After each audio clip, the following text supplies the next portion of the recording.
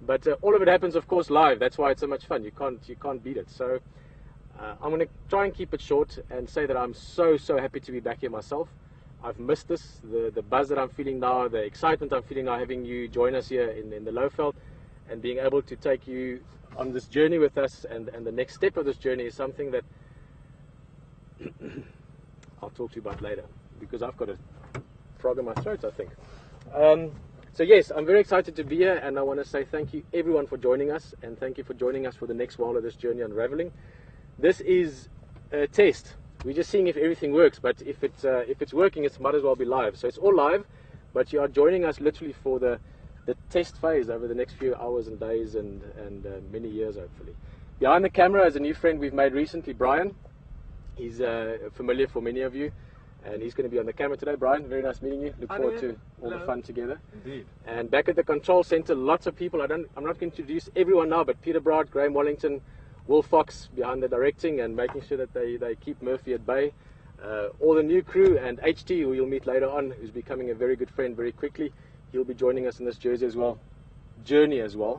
We won't be needing jerseys. It's summer down here in Africa.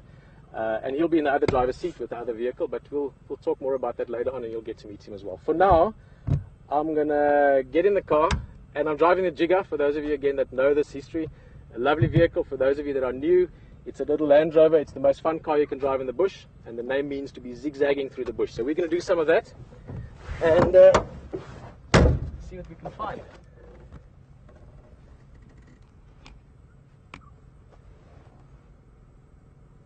Okay, let's get it all up and running. We're very close to Woyatela Lodge, so we're literally just around the corner from the lodge at the moment. You're on quarantine area, which has always been one of my favorite areas, and I believe there's a new leopard that I haven't even met yet or seen yet, who's named after this area. So I'm hoping we're going to spend lots of time with him here over the next few weeks. The quarantine male, latest son of Karula. I did see a few dwarf mongoose here while we were sort of running around to get to the vehicle, but I'm sure they looked at us and thought, those guys are not well, let's rather get away, we don't know what they're up to. We can take a short drive. Guys, please keep in mind that we really are taking you along from sort of from the very beginning of this in terms of the test. So we are going to be checking signal, we are going to be communicating about a few things that we won't be talking about a week or two from now. But as always, it's nice to have friends in the vehicle, and since we are getting out there, you might as well join us and experience it with us. So as long as you can understand that you're part of this part of the experience today, we're going to see where we can go, what's working, what's not working. Of course, because it's live, everything will work. There will be no glitches. It's all very simple. We are only in the middle of the African bush with 4x4s and camera gear and rain and dust and all kinds of things, far away from any shops, and we're trying to do it all while broadcasting it live into the whole world as it happens. So there's a multitude of exciting challenges, but as we'll like to say, what can possibly go wrong? And personally, and I'm going to show that I'll be quiet a little bit just now, I just have to say that I am very excited to be here. I cannot think of anything else I'd rather do.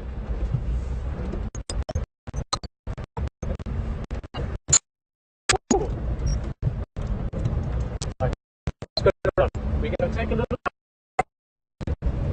and then go around the dam, see what signal it is. Yesterday, guys had a young lady there, which I've never seen. The brother in quarantine.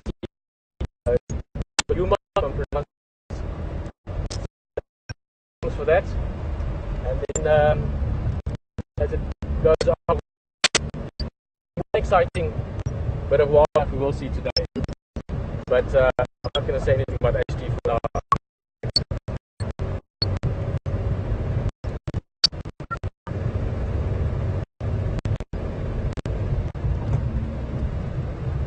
Brian, you all good? 100%. Perfect.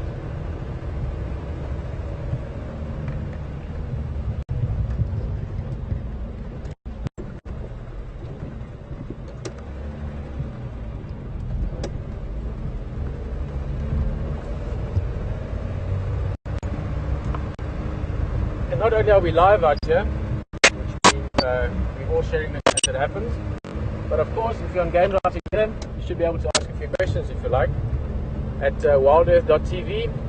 Send us a mail, and those that we can get to, we'll ask. Sorry, the door was open. We won't ask, we'll answer. Or if I don't know, I'll ask, and you can help me answer.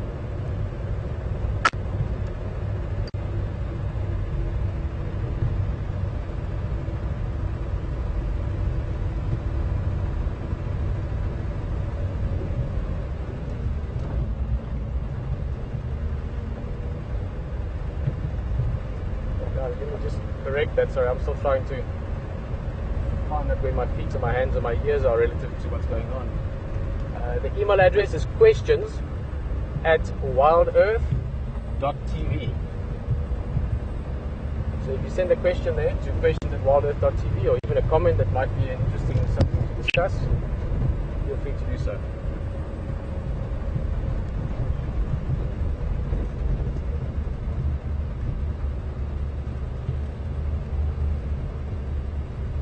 An interesting day so far in terms of can you believe it? I want to talk about the weather. Everything that's been going on today, and I want to talk about the weather. In terms of the weather, it's been interesting. It was quite cool earlier. This morning was actually very pleasant. Then it warmed up. There was a bit of cloud build up at about 1 o'clock or so. I even thought it might come and rain. That's cleared away now again. So we are at the sort of introduction part of the rainy season. But probably I was talking with HJ earlier, and we were taking a bit of a discovery drive.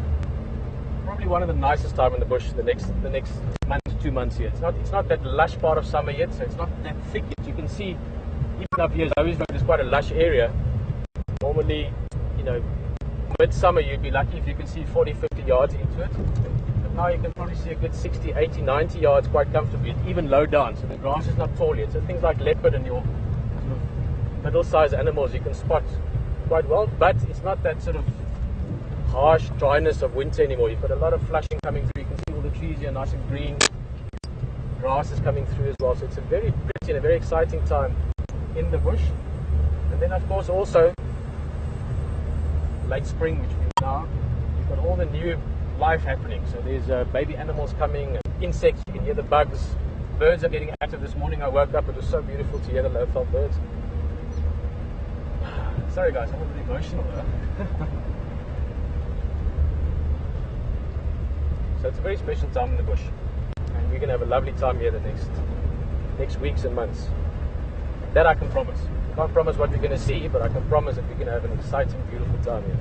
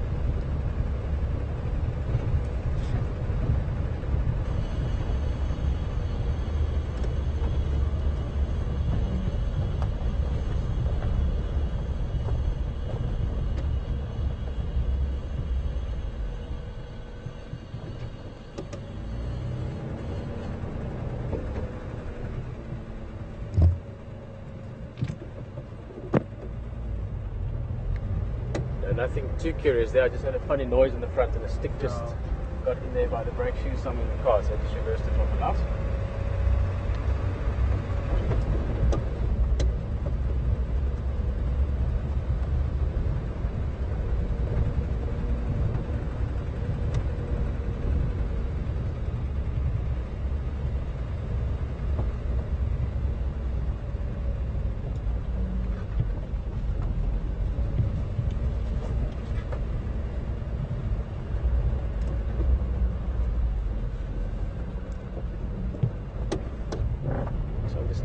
Sucking in a few big breaths of air here. This is one of my favorite trees on Juma. It's a beautiful torchwood, and it's just got this lovely shape. Over the years we've stopped here many times, I'm sure we saw leopard up there a few times as well.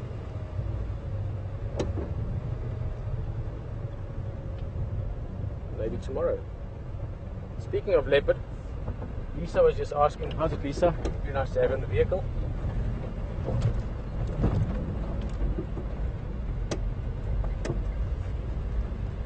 Guys, I'm sorry, I'm choking up a little bit, and that's just purely excitement. The adrenaline pumping through me at the moment is insane.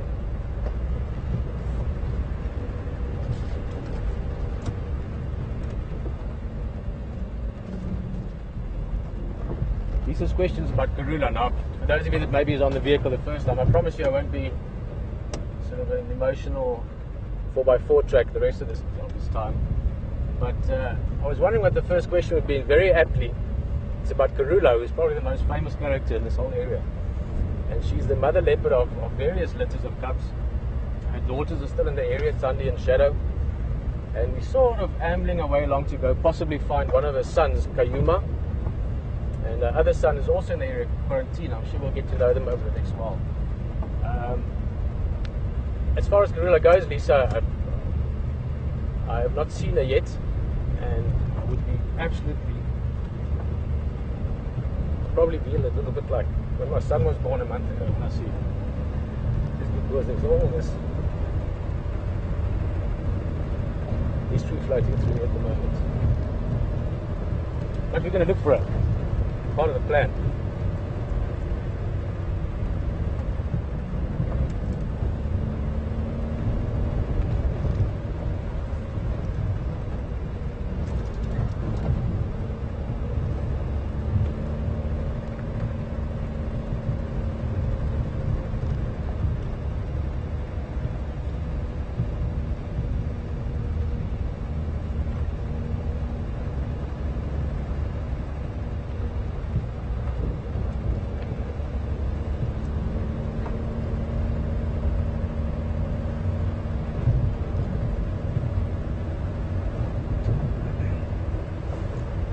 It must be about 10 o'clock, 20 past 10 in New York. So Lee's asking if we're going to be doing this 7 days a week. You know, sometimes when we were back in the guiding days, people would ask that, and our answer used to be that we do this every day and we do it twice on Sundays. But we're going to be doing it 7 days a week, twice every day. In the mornings and the afternoons, so sunrise and sunset our time, which will be this experience that we're doing now, the sunset safari or the afternoon drive in the morning for those of you from North America, depending on where you are. And we'll be doing it every day. Guys, you must realize, and I'm going to do my absolute best not to choke up again, because that's hilarious. But we all arrived last night after dark. So all of us in the car came down, met Pieter and Brian and Pieter, who you'll get to know as well. They're the two camera guys. They've been working hard down here. Graham's been up and down. All arrived. It's been crazy in a very nice way. Just settling in and finding everything in the vehicles and getting ready for this. And it's all going to be like live, just be happening. We're going to share the experience of figuring it out and testing it, and that's going to be going on every day if it's allowed. And with that I mean if it's not bucketing down with rain, or if there's not some other challenges that we cannot succumb.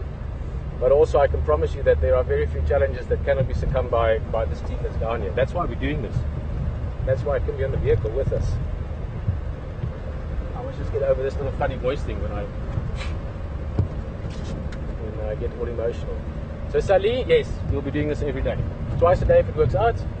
And I'm hoping we'll be in lots of this for many days and many weeks, but certainly for the next 3 months, be able to join us on this drive, and I am excited to be able to say that. So I look forward to having you with us as often as you can.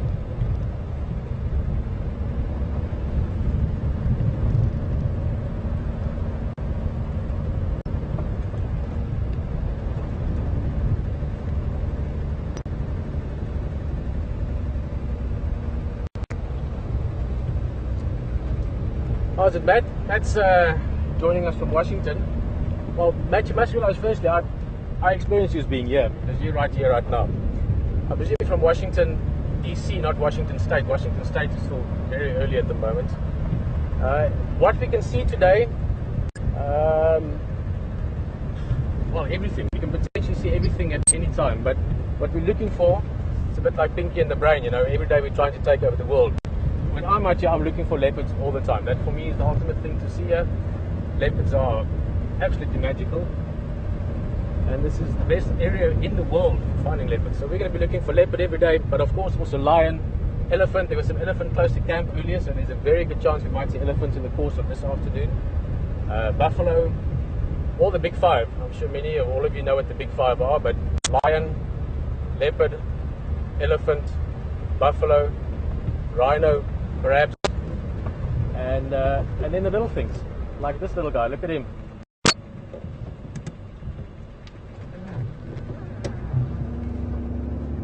So everything from the biggest, like the elephants, down to this, which is the smallest antelope in this area.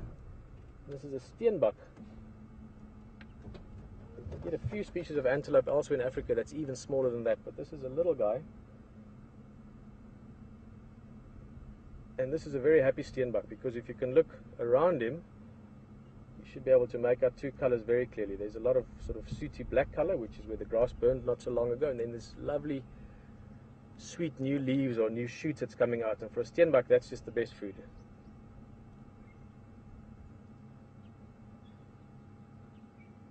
So Matt, lots of antelopes, impala, kudu, waterbuck, bushbuck, nyala, the list goes on.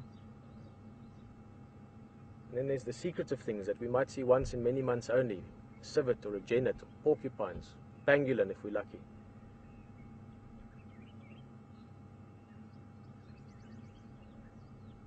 And just sitting here now and switching off and quieting down a little bit.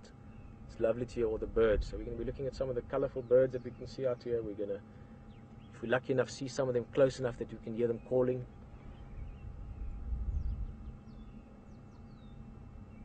There's the other steenbok in the back. I was going to say there should be two. They're normally in pairs. You see they're right in the back, Ryan. It's coming through now, yeah. They normally form monogamous pairs. So you see steenbok in twos, male and female, or sometimes in threes if they've got a youngster with them. And you also get to know them. They, like many animals, are territorial, so they've got a certain area that they stick to, and then that area might widen out to a home range as well. But I think we're going to move on. We want to check one or two places still, and I want to slowly start heading back to introduce the one piece of wildlife I can guarantee for the afternoon.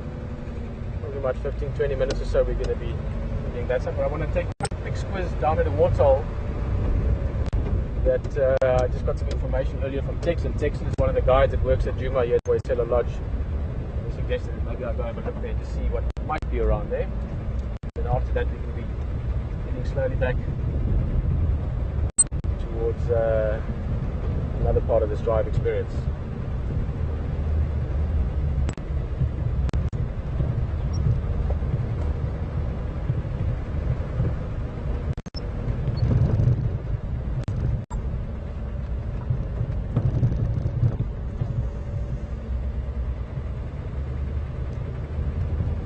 Hello Caroline, and nice to have people joining us and communicating with us via Twitter as well. Caroline is just asking if this show is going to be on National Geographic TV as well. I can very excitedly say yes. It's going to be at the end of this month and the beginning of December during Big Cat Week. So there's going to be amazing things from around the world about big cats and all the stories about them. And as part of that week, we're going to be doing this as well, and we're going to do our utmost best to show you as many of our cats in this area alive and live, and share it with you in this very special space that we're in. So yes, Caroline, and for those of you who didn't know about it, it's a very exciting development within this. So we'll be on, probably, if I may say so, one of the coolest platforms in the world with National Geographic. So very, very excited about that, and we look forward to all of you helping us build up to that and getting everything super streamlined towards that. And I've got to get to know a whole bunch of new cats. All the leopards in this area, most of them Barulas offspring actually I haven't seen, so I'm going to have to get to know them. HT as well, there's a lot of excitement for him having to get to a whole new area, to know the roads, to know the area, to know the animals. So it's going to be a crucial part for for us to have you guys with us. So please join us whenever you can. It's nice to have company. It's nice to have people that are interested, to have conversations with you, and of course just to have you be part of this. This is an experience that, from a personal point of view, but also from a wildlife point of view, from a wilderness point of view, I'm extremely excited about. So this next 5-6 weeks is a very, very exciting time. So yeah, fantastic to have you with us.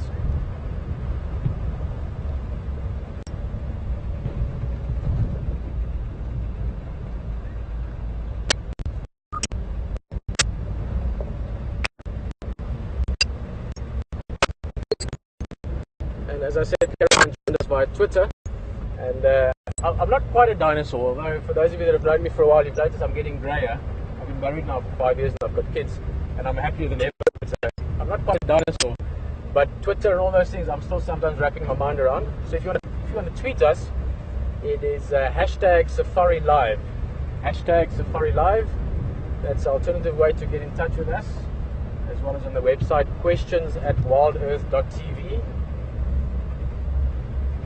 Maybe if you join us long enough and often enough, you can just really think hard, and the conversation might just be in the direction that you were thinking anyway, because there certainly is a collective experience on this vehicle.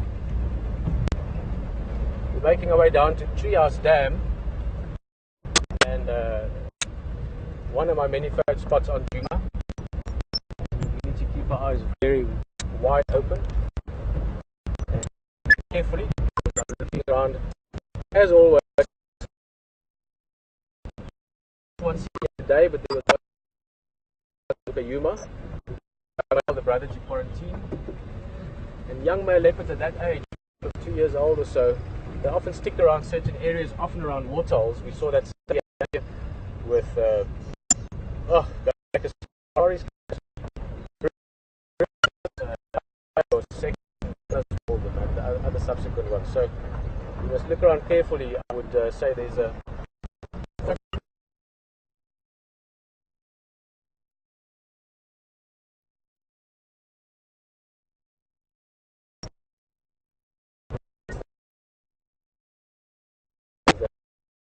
finding them.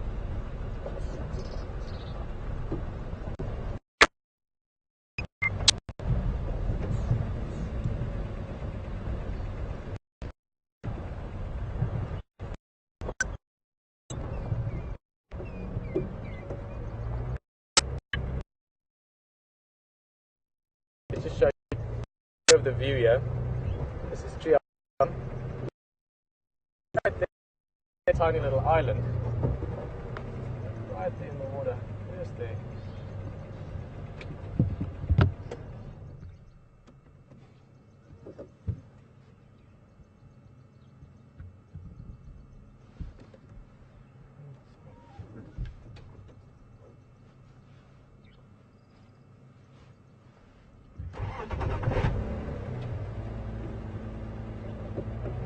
How's that? A hippo there, but I'm just going to try a little.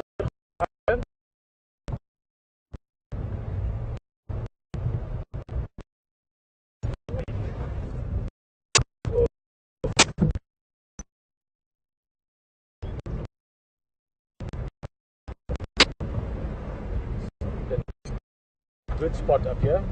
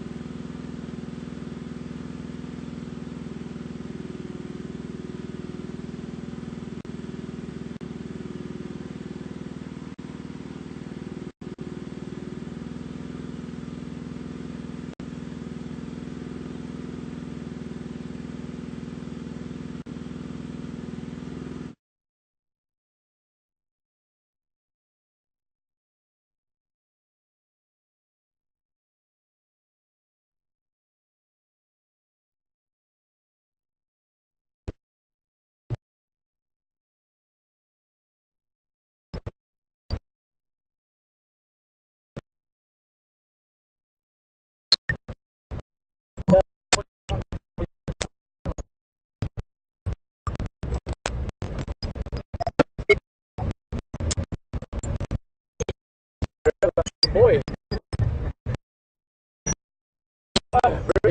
It's not even, it wasn't like nerves, like don't want to. It was just like, no, it's that excitement. It's like, it's just this mountain of energy that hits you. It's a crazy space, this. I'm just as excited on the back here. I just don't have to say much.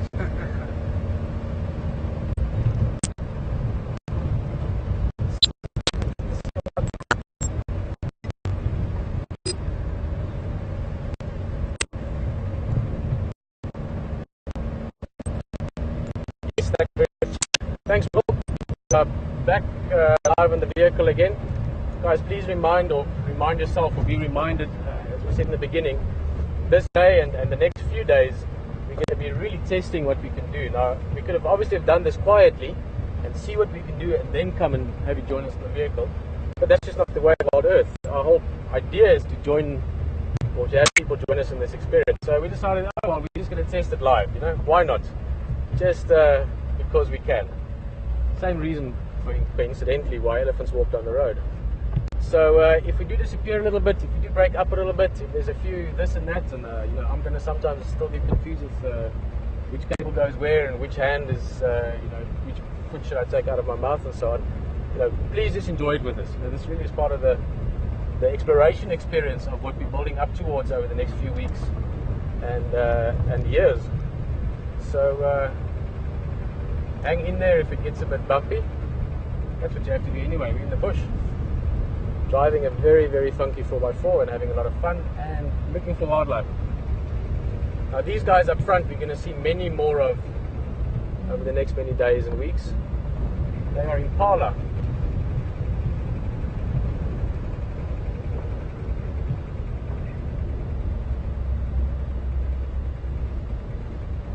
Especially for you guys joining us from North America.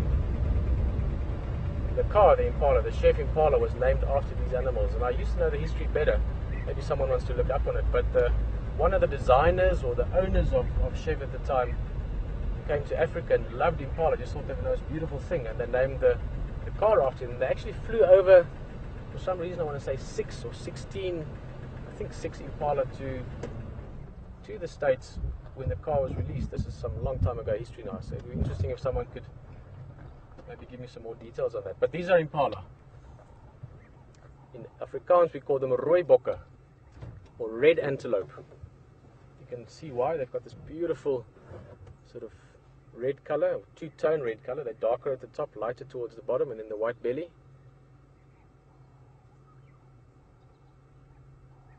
I love those little what's called metatarsal glands. If you look in some crossing the road here in front of us, on the back of the legs, on the back of just above the hooves, you've got those beautiful black tufts. That's the other thing I must ask for, especially you guys that have known us for a long time. If I sometimes stumble over terminology or maybe even get one or two things wrong, I've been in Namibia in the desert and I'm working on the ocean for a few years now, so I'm a bit rusty on one or two terms. But the metatarsal gland, those black tufts, have actually got glands inside them that releases a smell with various applications and reasons for it. In fact, it's not even exactly know why. There's different reasons for it, but the most common one is that these animals are herd animals, as we've seen. There's probably about 60 or 80 of them here, and if they're all running around away from a predator or escaping quickly, they scatter into the bush. This could help them to be coordinated or orientated, maybe is the better word, relative to where the rest of the group might be, maybe to find each other again afterwards, and possibly also to just add that slight, minute little bit of extra confusion to the predator. So if I was a leopard walking down the road and I'm stalking these impala and suddenly I go for it, and the impala will just explode, I mean literally explode in all directions to get away, and then you've got this massively visual input, because when they run their tails flick up, white tuft underneath, these black markings at the back of the legs, they're running around making noises, and you have the smell as well. All those things will just maybe add to make the predator just doubt for one split second what to do, because he's just got all this input suddenly, sort of like me half an hour ago, and that might just make him not decide which one to go for immediately. And I don't mean immediately like a second, I mean like in 100th or 1,000th of a second.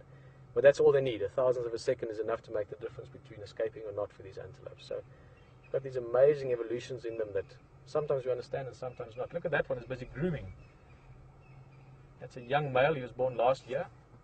We'll talk about the impala births just now as well. But impala have got these very interesting teeth. They're actually a little bit loose in the front of the mouth. So if you sort of think of the 4 of 6 teeth towards the front of your mouth, they could swivel, not swivel, that's the wrong word, but they could move a little bit within the gums, just to give them a slight angle and to allow them to groom themselves, so they can brush through the hair almost like a comb and get ticks and things off.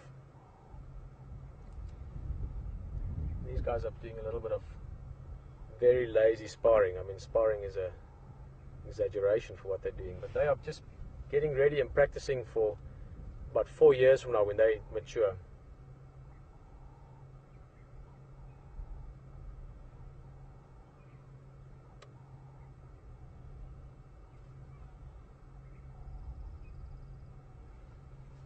So these guys are just exercising a little bit, exercising their coordination, exercising their muscles, and they'll do this over the next few years until they're mature males as well, and when they really need those skills to compete for mating with females. Just before we move on, what I was saying just now, and we'll talk about this over the next few weeks again, but it's a tradition here in the Sabi Sands Game Reserve. This is where we are. It's in South Africa, on the eastern part. It's part of Kruger National Park. The Sabi Sands has got a very interesting history in ecotourism and making people aware of wildlife, and it's done some amazing things along the line. But one of the little fun traditions here amongst the guides and the landowners is to guess when the first impala lamb will be seen of the season. We used to play it every year when I was here guiding and with Wild Earth in the earlier days. Used to say, when's the first one going to be? And everyone takes part. I mean, all the people that live here and work here, and it's just a little sort of thing in between the Sabi Sands community. So that's something we should start thinking of. We'll build up to it again closer to the time, but I'm going to go with, I'll tell you later what I'm going to go with. Suddenly I want to think about it because I want to be right. But we are going to guess when, and we will see when do we see the first baby impala. We're going to move along a little bit.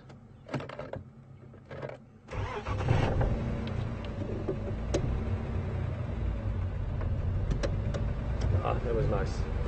Just to slow down a little bit. Take a step back, take a few deep breaths. It's one of the most beautiful and rarest pleasures in life to be able to take a leisurely drive through the African bush. Especially at this time, we're now getting to that magic hour part of the day. The sun's getting lower, you can see the colors are getting richer there if you look towards those impalas. Contrasts are coming out more. It's a lovely time. Let's just have a quick look at that female there. If you look at her from the side, she's also a decent example, that one. But they're all pregnant, you can see it in their bellies. Keep in mind, impala are very quick, very sleek animals. They have to survive that way, so they don't carry massive babies. There's the one, yeah. That's a nice example. She's likely to be one of the ones to have the first lambs.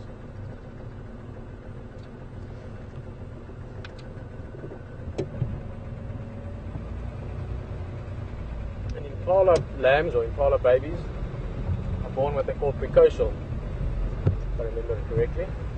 Yes, precocial. That means they are fully developed by the time they are born. So they are born, and when the mother gives birth, or the ewe in this case, when she lambs, that baby within seconds or minutes is up, can stand, wobble around a little bit, and then they can actually, funny enough, they can run before they can walk, because they sort of get the momentum, they just keep the momentum of running. Very important for survival, obviously. They need to be able to outrun a predator within minutes of being born. Ooh, what's up? Whoa, look at this! Hey! A hyena! See, that one's looking nice and dark on the belly. He's been lying down in the mud here in the riverine just to cool down. And this is a spotted hyena. That's the sound you always hear them make. A little bit of a mane on his neck there. Oh.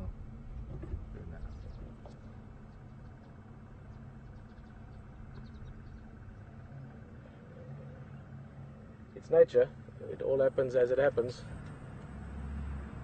I'm just going to make a little bit of space here quickly. It's got another game drive vehicle coming along. Oh, Fungwe! Guys, unfortunately, because this is still early days and testing things, we can't introduce you to the guys, but this is a very good friend of mine. Yeah, Fungwe, how are you? Very well. Very, very, very good. Abel, I can't talk long now, but we're going to catch up. So nice to be back. This is the guy, when you meet him, I'll tell you all about him. Guys, this guy taught me so many things about this place. Cheers. Bye-bye. Ah, Abel. Abel was my first tracker when I worked with him. He taught me so much about the locals and about Juma.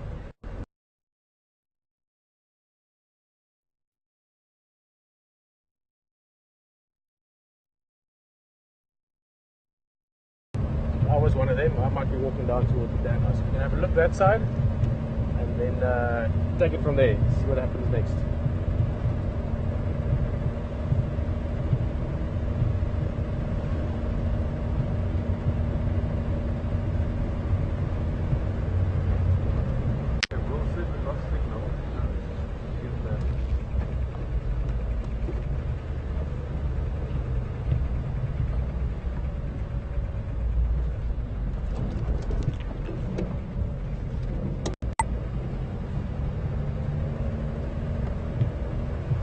Alright, now, I did say I can guarantee you one piece of wildlife this afternoon. And I've only met him not even 48 hours ago yet. He's fast becoming a very good friend. He's a genuinely nice guy. And why I say wildlife is the guy's originally from Australia. So if you know anything about South Africa and Australia, you might have man. From Australia, he's been all over the world. He's seen incredible places. Many of you might have seen him on various experiences and expeditions before. But I'm going to introduce you to Hayden Turner, HT, what we call him, and he's going to be sharing this adventure with us. And yeah, true pleasure to do so. How are you? Give me a second. Yeah, fancy bumping into you. Sorry, I'm still getting used to what buffers into what. There we go. How are you, bud? I'm good. Good, mate. How are you? Very well. Hi, folks. Absolute pleasure to be here. My goodness, mate, what a beautiful afternoon, eh? It's been stunning. You already left by then, but we saw a hyena just down here. Just here. So just in the dip you had some wet belly and salt. And yeah, it's been good. It's warm. It's definitely warm, It but it's certainly clear. is. It's Africa and it's summer, yeah, Yeah, definitely. yeah. But yeah, it's just been, I don't know if you were there at the beginning, guys. I almost choked up there.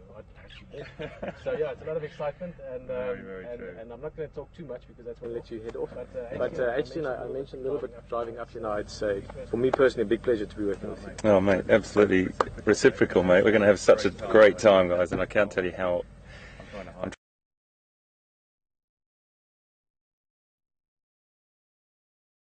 excitement a little bit at the so over the next 3 months, and particularly the time that we're with you, it's going to be sensational. I've got everything crossed. I've got a lot to learn, and you're going to help me. Anyway, Have fun, mate, enjoy I'll see it. you I'm later. look around a little bit. I'm sure maybe we see each other later. There's a hyena here. Those Ellies were around earlier. Maybe they head to the water. Who knows? Okay. Have fun, man. All right, mate. Yeah, Take we care. can Thanks have for a lot of fun. Okay. See you soon. Right. We're off. Well, let me just say again, a very, very warm welcome to you, and thank you very much for joining us. This is an incredible experience for me. Yeah, new animals.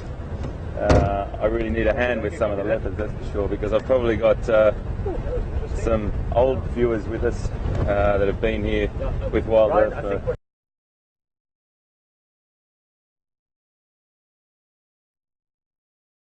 many seasons, and it's going to be a real help for me to We'll discuss a lot with Will and it's the ride as well, and that's a great thing. So you're going to share this with me on a very fresh basis.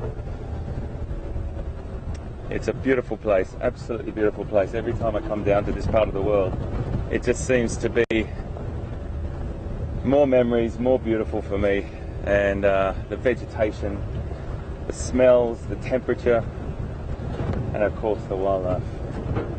So we're just going to have a little scoot around now. Tell you that we could get lost, because I've only been driving around this reserve for about a half a day, and I don't really know the roads that well. It's a bit of an adventure. See what we can find.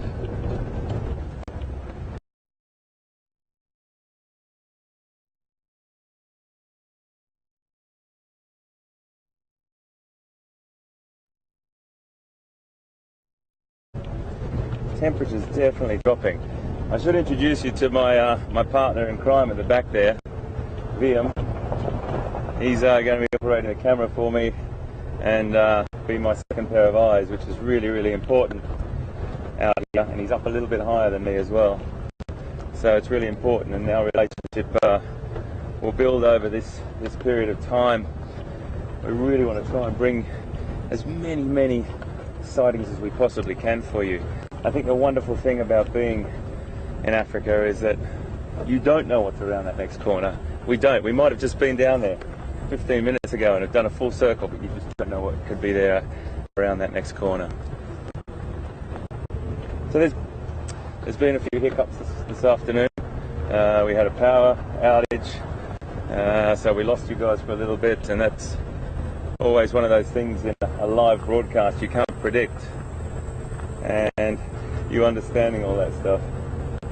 Because it's really exciting to think that this is like a dream come true for me.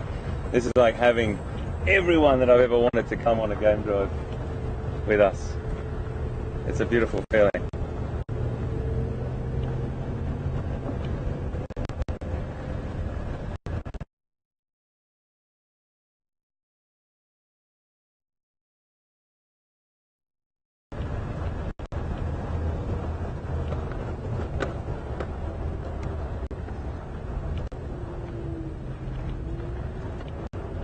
Just looking around, as the afternoon shadows lengthen, you'll start to get a lot of cooler spots. Here's a beautiful, beautiful antelope right in front of us here, just walking across the road.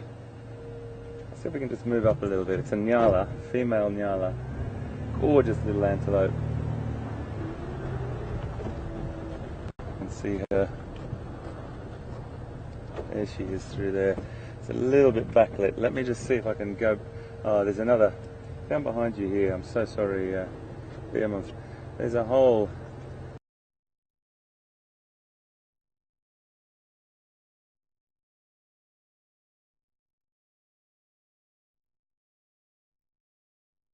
little congregation of nyala. There's a beautiful male just about to walk across the road in front of us here. I'll just turn off for a little second here, because it's lovely to see these beautiful, beautiful, elegant antelope. They love this sort of cover. Got that beautiful loping sort of locomotion. They just walk forward a little bit and stop. Walk forward a little bit and stop. It's a beautiful male. Gorgeous coloration there. Another young male as well. And I think there's a few females coming up behind here.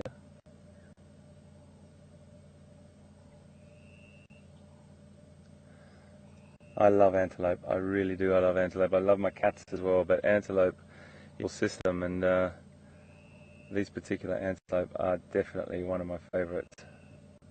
Gorgeous stripe pattern. You have a look at this young female coming across the road just here now. The sunlight just on her, and those stripes. That'll break that body shape up in those lovely thickets and those little bit of vegetation. She's so pretty. So pretty.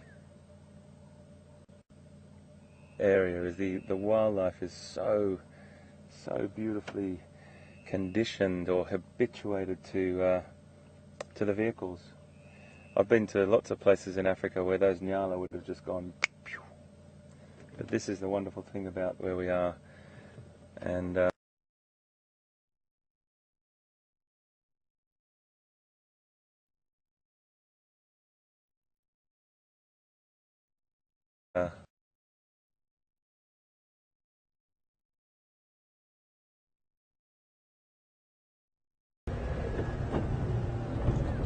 was nice. I promise I didn't plan that. I just thought there could be anything around the next corner, and there was, which is always a wonderful thing. Got some fresh buffalo droppings on the road here. You can definitely smell them.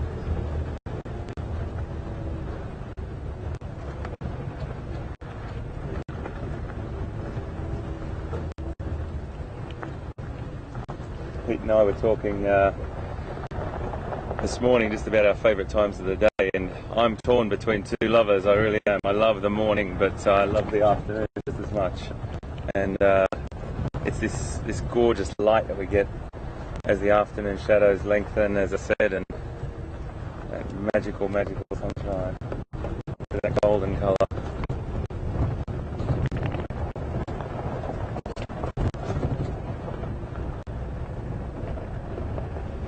So yeah, back to the, there'll be a few hiccups along the way, and that's why we've got you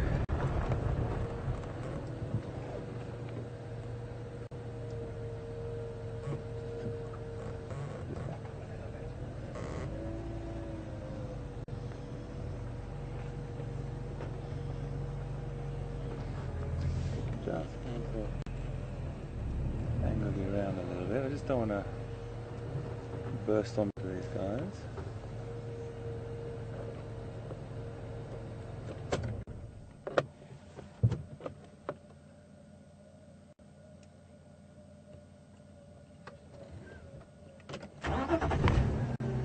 I'm just going to get out of their way, just for the simple reason that they're coming this way, and I don't want to stop their path line. It's a bit of a respectful thing to do, and they were probably using this road nicely to come through, so we'll just wait here and just see what they want to do. Just get into position here, so if they do want to come this way, we can just get out of their way in a nice gentle fashion. But we can just sit back and watch them for a while.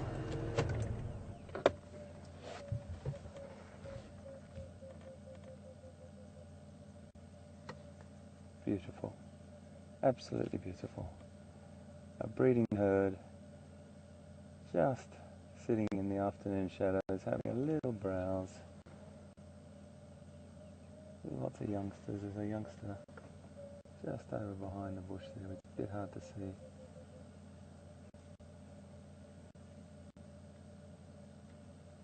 They're very calm and very relaxed.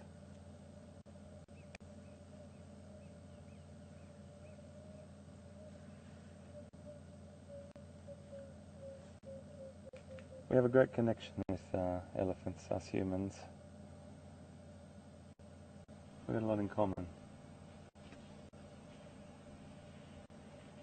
We've got that same sort of instinct to look after our young, and long lifespan, long gestation period. There's a real connection with elephants.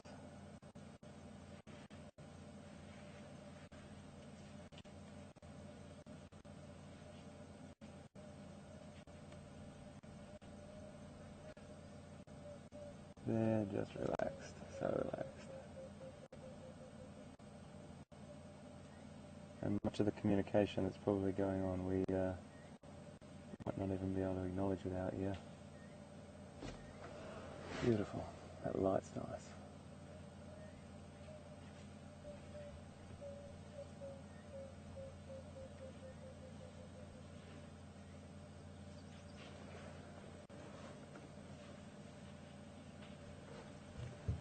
I think we might just move on and let these guys take this little pathway, because I think they are wanting to come along this road. And we'll make it easy for them. I think that's a really nice thing, that when you are viewing wildlife like we do here, we really try and make sure that we don't change the animal's behaviour, we just view it in their way. If they're coming up this road, I'm more than happy just to walk on myself, carry on a little bit further, and let them come up this road, because we can go around and do anything. That's the wonderful thing.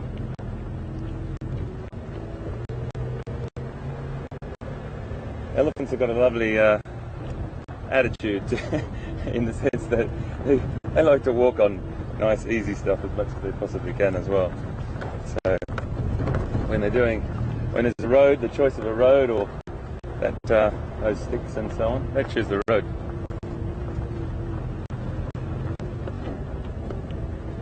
Lovely.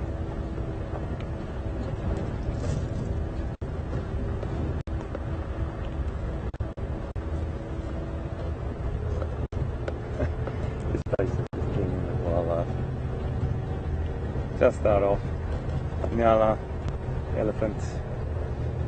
What's around the next one?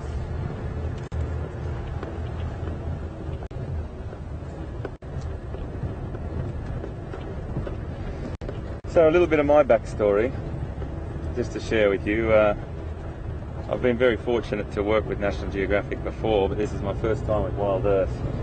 So it's a humbling experience always to work with wonderful people that you've always thought have got great knowledge and are good people just all round. And this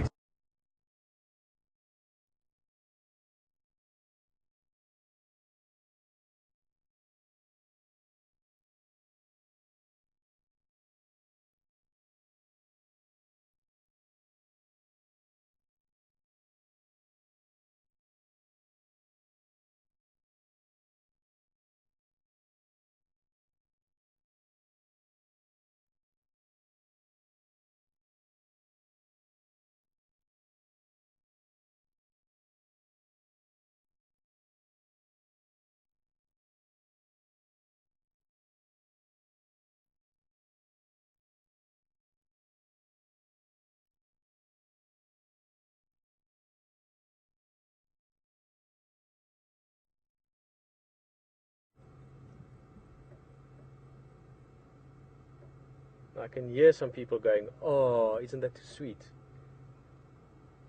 So many people have got this negative idea of hyenas or negative connotations because of especially some of the earlier sort of documentaries made about them. Hyenas are amazing animals. They've got incredible social structures. They're incredibly close as family units or as clans, which is the correct term for it. But I also think they're really cute, especially this young age when they are this size. They're all fluffy. They look like little spotted teddy bears.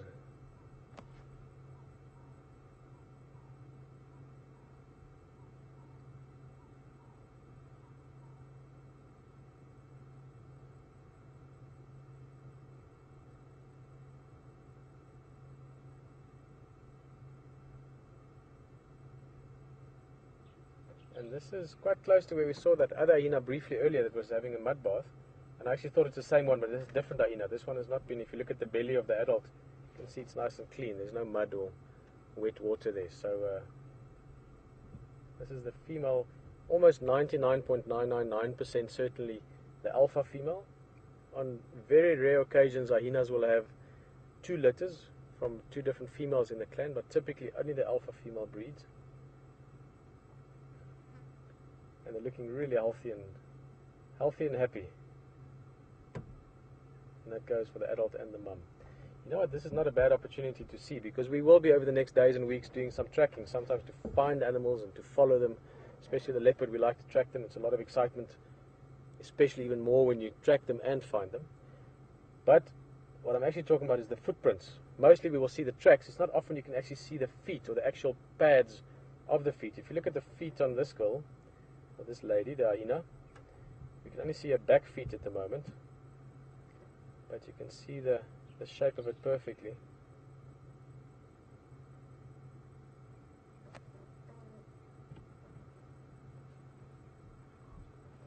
I'm going to try and get a little bit closer. They are very relaxed. These guys are extremely used to vehicles. Just want to show you those paws a little bit better. Come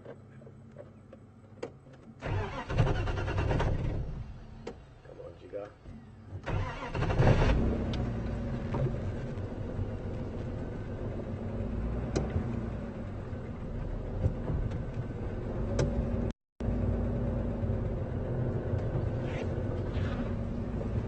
Also, just going to let the game drive vehicles know that the hyenas are up. The all stations, just to update, the Pieter is active. One mum pin and one mum. Anyone can just pull in. If my radio is turned down, you can just pull in.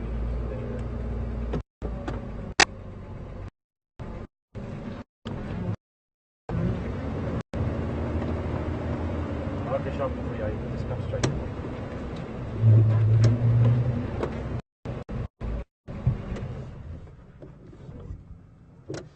Look at that face. Gorgeous.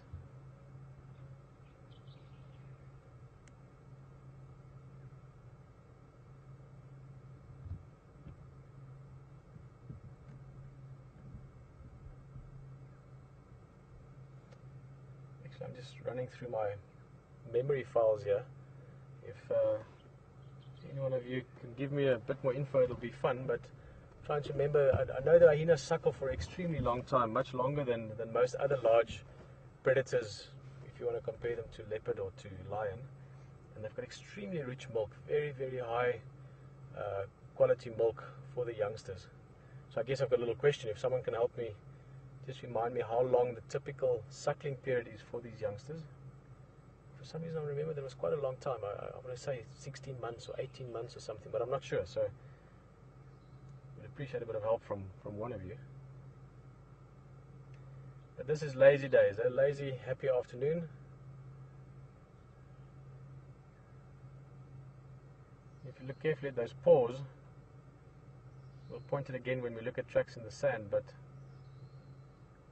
she's not looking or listening to us, she's listening to the mongoose. You won't be able to hear it from where you're sitting, but behind us there's some dwarf mongoose making alarm calls. Now the hyena is listening to that because the mongoose might be making an alarm call because it's seeing an eagle, which won't bother the hyena, or a snake, which won't bother the hyena, but it might be that it's a lion or a leopard, which potentially could bother the hyena. So the hyena is just popping its head up.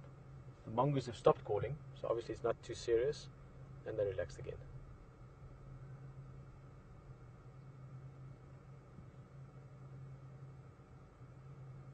I will eventually get to the point with the hyena paws, but if you look carefully, you can see quite big toes, 4 toes, and then in the back you've got like a, you can call it like a rough heart-shaped pad, or the cushion of the heel of the foot. Now with cats, you don't have 2 lobes at the back of the track. You've actually got 3 lobes.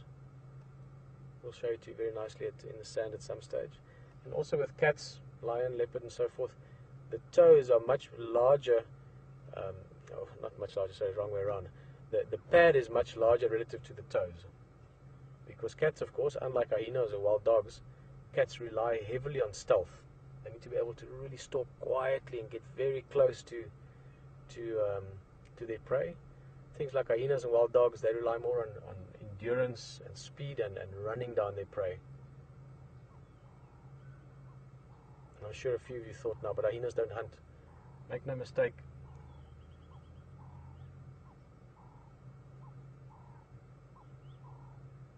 Make no mistake that hyenas are great hunters.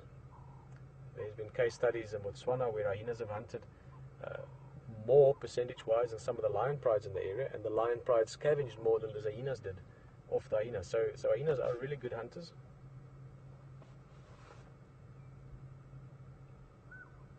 But today they're not that. Today they're just a happy mum and a youngster relaxing in the afternoon. Dan from Texas is asking how old hyenas live to. And again, some of these exact numbers and figures of, we used to have this joke and say that I've forgotten more than you've learned. I'm a little bit like that now with a few things. Some of the things I've sort of forgotten over time, but they live to, I would say, probably 15, 18 years. That's probably the lifespan of a hyena. Depends a lot, like with most wild animals, on the conditions. In other words, on how much food there is, how much water there is, how much competition there is of other predators, and how much danger there is for them. And in some areas, if there's lots of food, lots of water, and not much competition, they can live longer because it's an easier life. In other areas, they will not die eventually of old age mostly. They will normally die from pressure from other predators or pressure from other clans.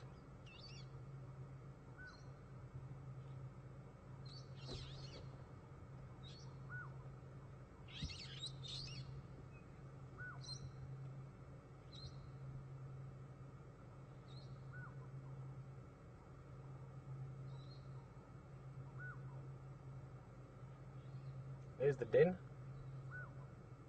and it's not always the case. In fact, I think at the moment only the one entrance is active. So if you look, you've got an entrance there which there's a bit of tracks in the front, but if I look carefully, the sand in the front is relatively hard, and there's also a branch in it. So the active or the main entrance is this one, and that'll go down into a chamber down there, and sometimes even different parts to that chamber as well. So you might have another tunnel going further in that the little ones can hide in.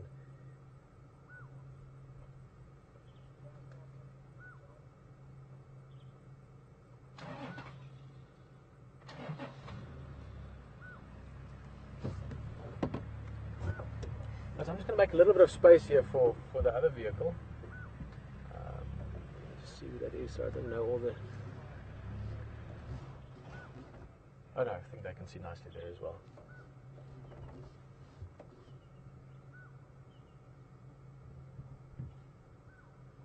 Quite a bit of activity out there this afternoon. I'm just listening to all the different game drive channels, other parts of the reserve.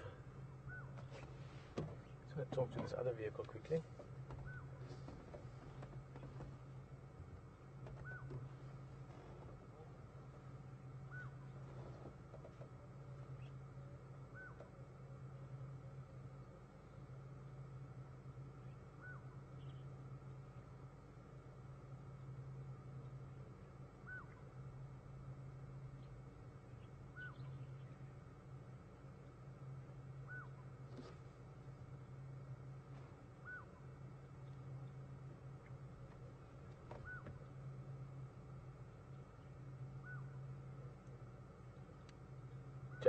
Jacobin again. Ephraim again. Ephraim, are you coming to the Pisikaya?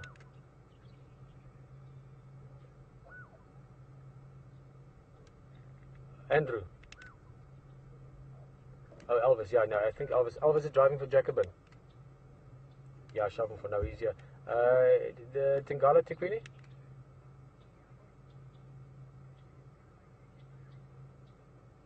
Okay, Nkomo. Guys, just while we're enjoying this beautiful, relaxed scene here with these two hyenas, I'm just going to explain a little bit about that conversation you just heard and maybe didn't make much sense. Obviously, there's other game drive vehicles in this area as well, and I don't just mean the direct area that we are in, but the greater part, and they communicate with each other. And sometimes someone might be seeing a lion somewhere that's heading somewhere else, and they can let us know, listen, there's a lion heading your direction, and then everyone works together to find the wildlife. It's a great system with phenomenal trackers, very experienced guides, and everyone works together. For that we use radio communication and communicate with each other and help each other to know what's going on.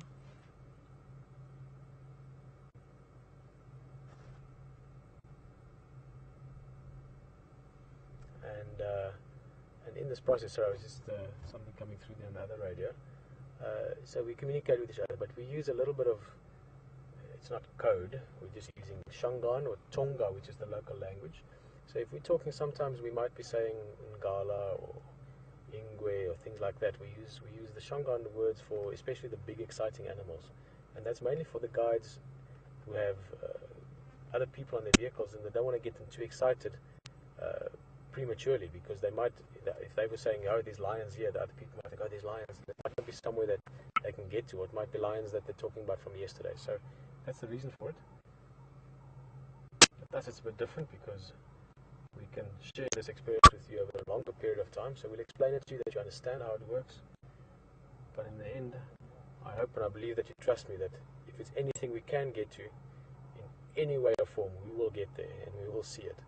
So that specific conversation that I was listening to, that I was just mentioning to the guys, is some lions they've seen, but it's in a whole different part. It's not even anywhere that we can get to. But so there are lions in the area, not in our area at the moment, but who knows? Maybe tomorrow lions walk far at night.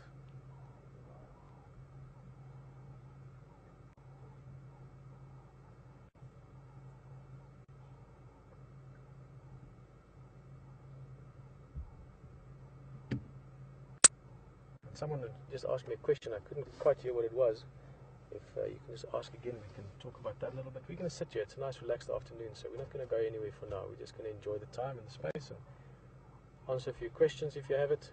You can tweet us at #SafariLive or send the questions to questions@WildEarthTV.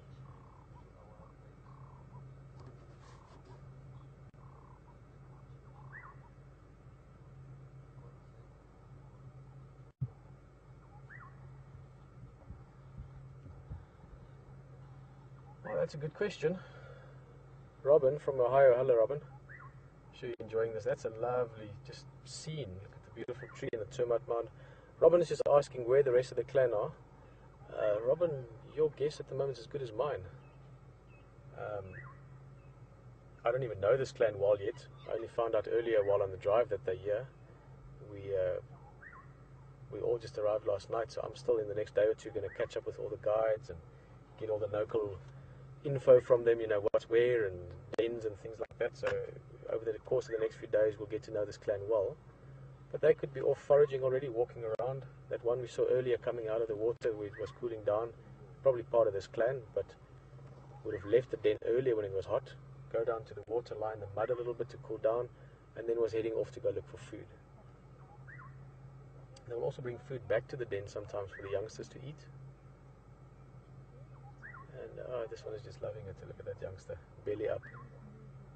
So yeah, Robin, I don't know. There could be another youngster in the den. I mean, what's really exciting for me at the moment is that this is as new for me as it is for many of you. I know this area, and I know a lot of the wildlife, and over the years one pick up all the sort of understanding of it, which is probably more important for me than just the factual knowledge, is understanding how it all fits together and how the different species work and operate.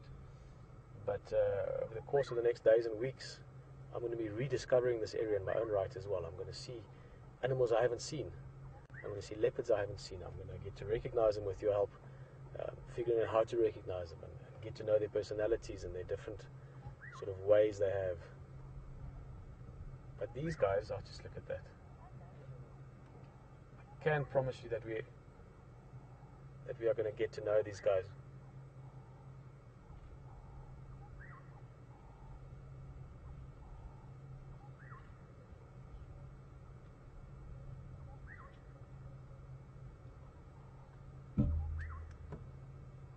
Brilliant. Joanne, I'm going to get to you just now. That's two ways a good question or a good comment. But just quickly, while this hyena is up, they're doing a bit of yoga by the looks of it.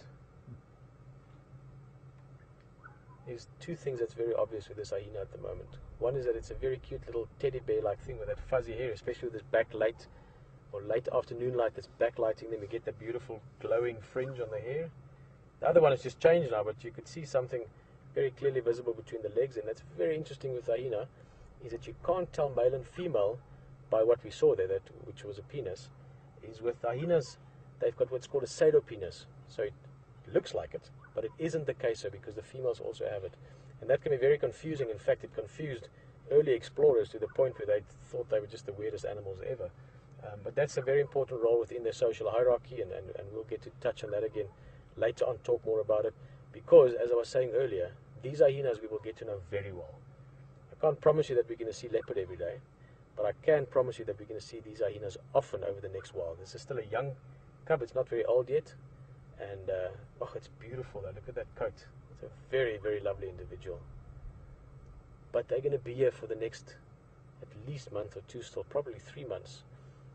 At most they might change dens. Sometimes they go to another den, and hopefully we can find that den site again.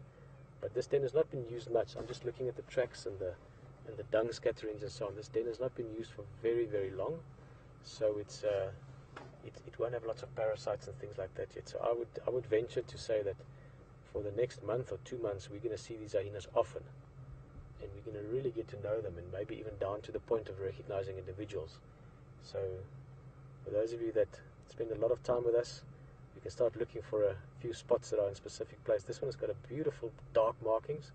I'm looking, it's got almost like a bar. If you look at the back of the tail, you've got the black tip, and then you've got like a bit of a gap, and there's a black bar across the tail, and then all the way up just below the base of the tail there's another dark black bar there. So we will get to know these hyenas quite a bit. Joanne was asking if that sound in the background, we can still hear it.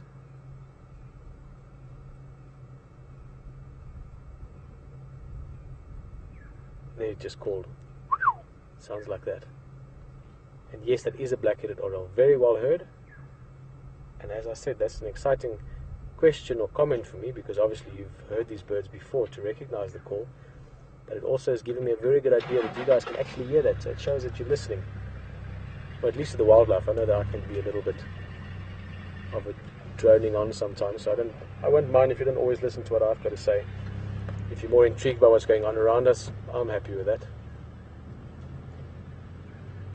Black-headed oriole is one of my favorite birds. It's one of the first birds I ever ID'd from its sound. I heard the sound and I followed it until I saw it.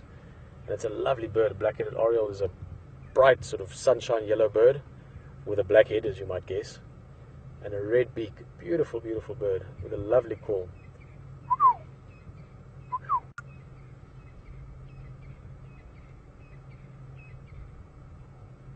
Ah, life is good if you're a healthy hyena with a healthy mum. Lots of milk. Look at that. Lots of milk. She's in very, very good condition.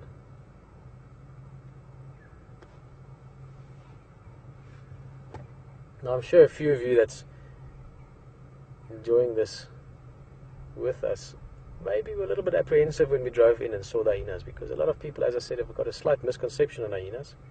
I'm sure as soon as you saw the little cub that looking all beautiful, you reconsidered it. And if you've sat here with us for a while now, I'm sure you feel different now.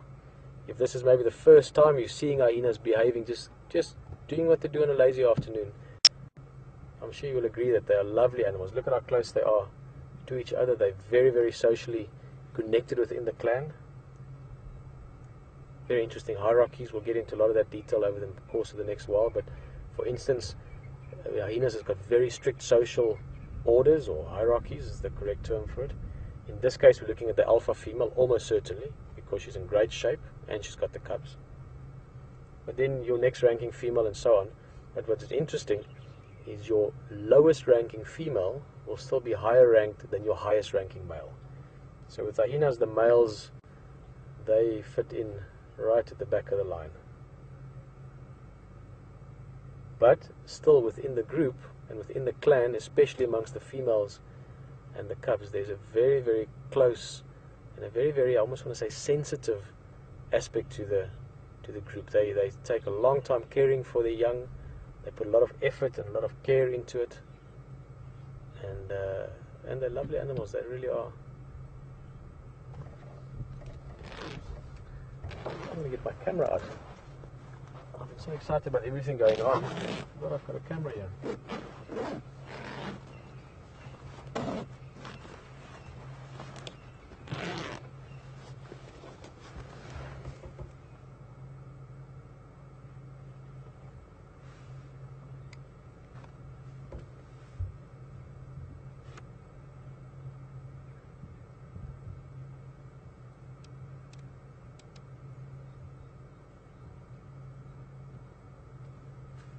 Hello, Kashmira, from Dallas. For those of you that aren't from North America, that's from other parts of the world, Dallas is in Texas, which, funny enough, parts of Texas looks a lot like parts of Africa, but that's on the sidelines. Kashmira is just asking, oh, look at that. Come on, Mom, I want to play a little bit. Kashmira is just asking why the hyenas drool so much. We just saw that female when she lifted her head, you could actually see the spit or the drool there. And in this case, I'd say probably just because it's so hot. It is quite hot. It's not ridiculously hot at the moment. We can get very, very extreme heat or extreme temperatures here in the Lowveld or in the Sabi Sands area, the same as you do get in parts of Texas. But it's quite humid today. It's quite hot, and probably just cooling yourself down, panting a little bit, similar to dogs. Those of you that have dogs, and they have a lot of moisture in the mouth. They don't sweat like we do to cool down, so they have other mechanisms, and cooling the air as they breathe it in and out, or especially as they breathe it in, is a part of that. And not just the air, also the blood. So all the mucous membranes and all the parts of the mouth being wet gets cool, and then that helps to cool down the animal as a whole.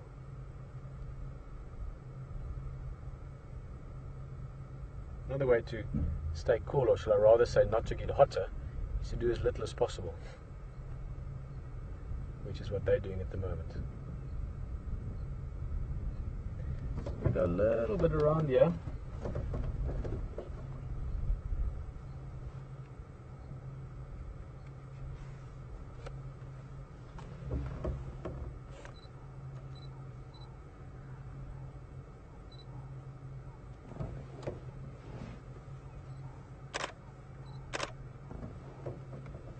Hello, Pat.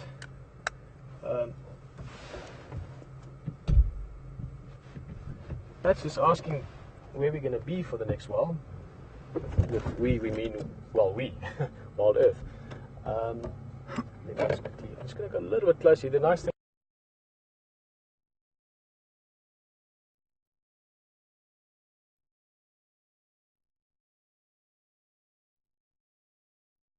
side.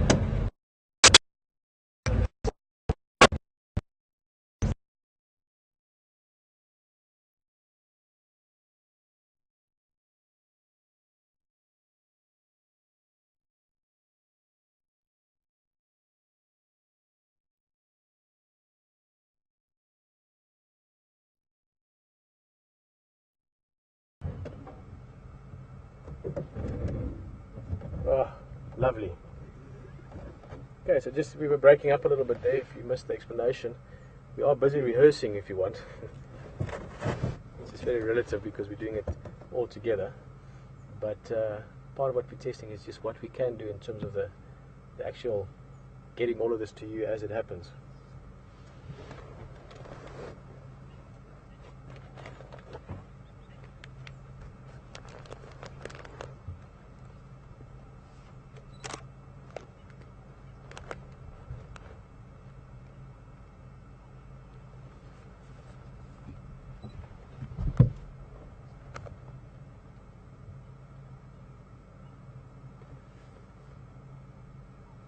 So yeah, coming back to where we'll be at Juma as the area, also Arathusa Lodge, or the Arathusa area, which is the neighbors to here. We'll be spending time there as well. I'm very excited about that because it's a new area. It's always great to come back to areas you know. It's like seeing good friends again. It's also nice to see new areas, new rivers, new trees that you haven't seen before.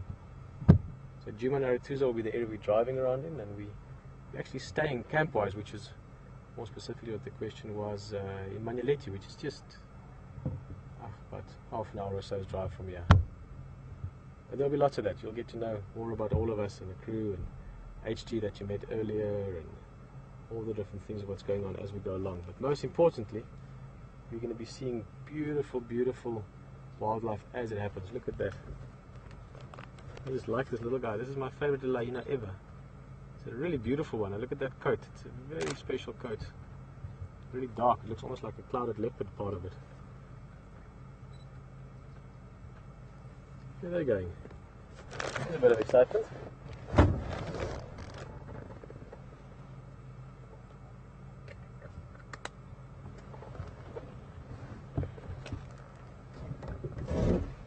So guys, we'll just try and follow these guys, see where they're going.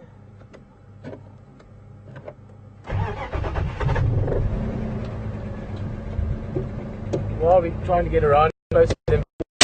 Vivian's from Chicago. I love Chicago, by the way, one of my favorite cities in the States. Chicago. And just asking how long the youngsters will stay with the adults. Probably around about 2 years or so they move off if it's males. But the females stay on with the clan. So it's a family evolvement, if you want. This youngster is quite curious. Because the mum has just moved position a little bit. Just go a little bit forward so we can see mum back. Now suddenly he's lost his nerve. Going back to mum, but he was actually walking around to come look at us, what we're doing. There we go. More confident when you're next to mum again.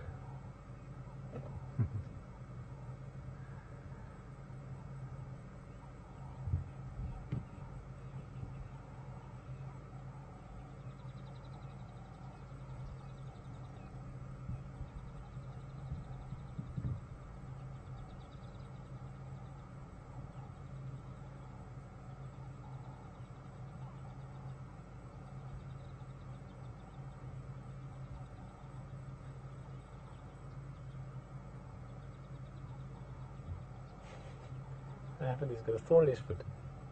Yeah. Looks like, or something, a little branch that got stuck in between the toes or something.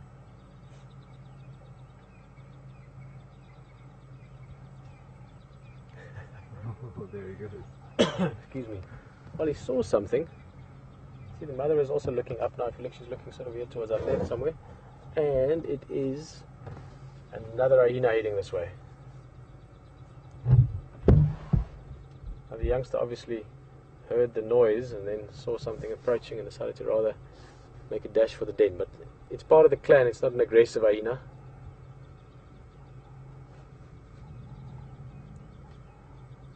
You can see from looking over at the other female, she's totally relaxed, so they know each other well. Might be a little bit of greeting as they walk up to each other, or not even.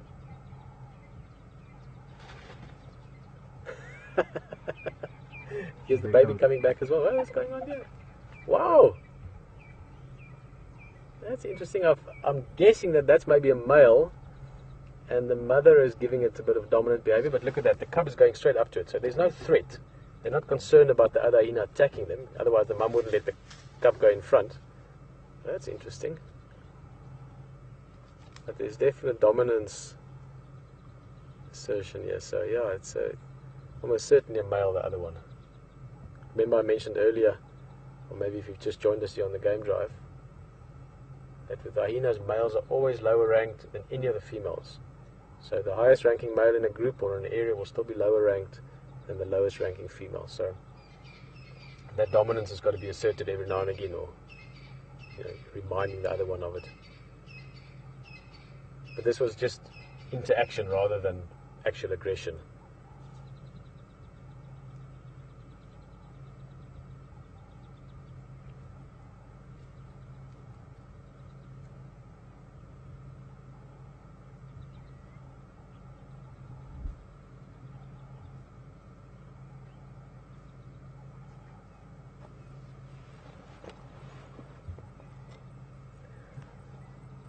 Well, this was a special bit of interaction. First, this lovely, relaxed, lazy afternoon with the mother and the youngster. Now this bit of sort of dominance and playful behavior. And the hyenas are disappearing behind the termite mound. Guys, I'm going to continue on a little bit. I want to get up towards quarantine. See if we maybe find something else. At the same time, just to let you know,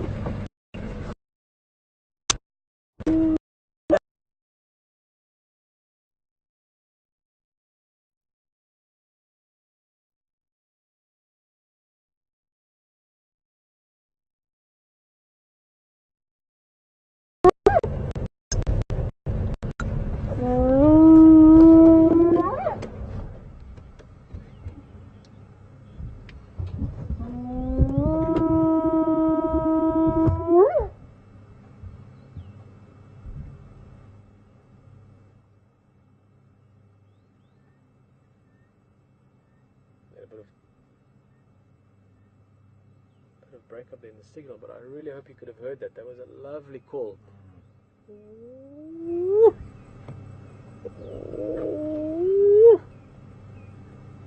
One of those beautiful, daunting sounds of the African night. Spotted a hyena call.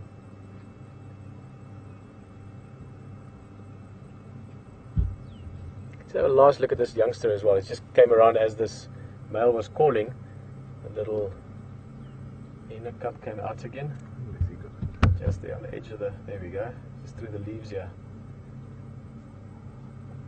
But I was saying that we're going to move on a little bit, and also just to let you know, we're running on generator power at the moment for our first live test and experience and sharing. We've had a bit of power issues or power challenges. There's no issues, there's only challenges that we can take on. So we're going to move on, but if I suddenly disappear, we will be back. It is something that hopefully tomorrow we won't need the generator, otherwise we will get extra everything for it. So just if we do disappear, guys, just know that we will be back tomorrow. You can still visit the waterhole. There's a lot of activity around WildEarthTV Lodge. There's some elephants in the area. Who knows, maybe leopards. There's always a leopard somewhere. It's just whether you see it or not. So welcome to go see the waterhole. And but for now, we are going to go on. We're going to go on as long as it works. And if we disappear before I get the proper opportunity for it, I just want to say thank you very much for joining us on this first afternoon. Look, here's another one. Now, this is interesting. This is a bigger cub. It's not part of the same litter. This one is probably a good year older than the other one. Oh, we're going to spend a lot of fun times around this den. It's a beautiful setting as well.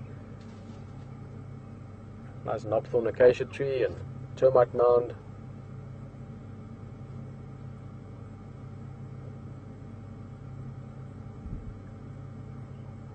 Just move a little bit. I mean, the plot keeps thickening. As a very good friend of mine, Andre Klokker, used to say, the thick keeps plotting. Let's move around. I just want to get a better view. We're sort of sitting on the wrong end of things now. We've now got 4 here, so boy, nice view of the sun. Nice sunset. Let's just get a better position. Starting to get that bit of pink color in the sky now. Now you can see these hyenas are extremely habituated. The term habituation, or habituated if you're not familiar with it, let me explain it a little bit. These animals are totally wild. They were born wild, they've lived wild, the next generation will be wild, and the next generation. They've never had any interaction with people other than that we share the space with them. In other words, we also live in the area. There's some lodges here. There's people moving around in game drive vehicles, and they've learned over time that we don't pose any threat. We don't harass them, we don't threaten them, we don't harm them. So because of that, they get to a stage where they don't care about us anymore.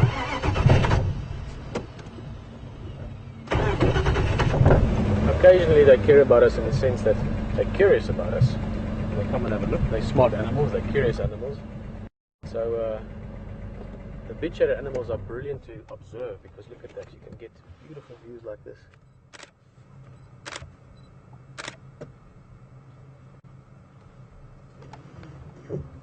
And you can see natural behavior. In other words, you can see them doing things the way they would have done them anyway. Even if we weren't here, that hyena would have called earlier.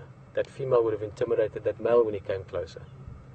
Those are all things that would have happened anyway, and because they are so habituated with our presence, you can really observe and share in that behavior as it would have been. In other words, they don't change their behavior because we are here, and that's a huge privilege. That's in fact one of the reasons why the Sabi Sands is one of the, if not perhaps the premium wildlife destination in the world, because you get to see all these exciting big African animals, and you get to really observe special behavior as well. You get to really share. You just duck down there, and that is something that is a true privilege.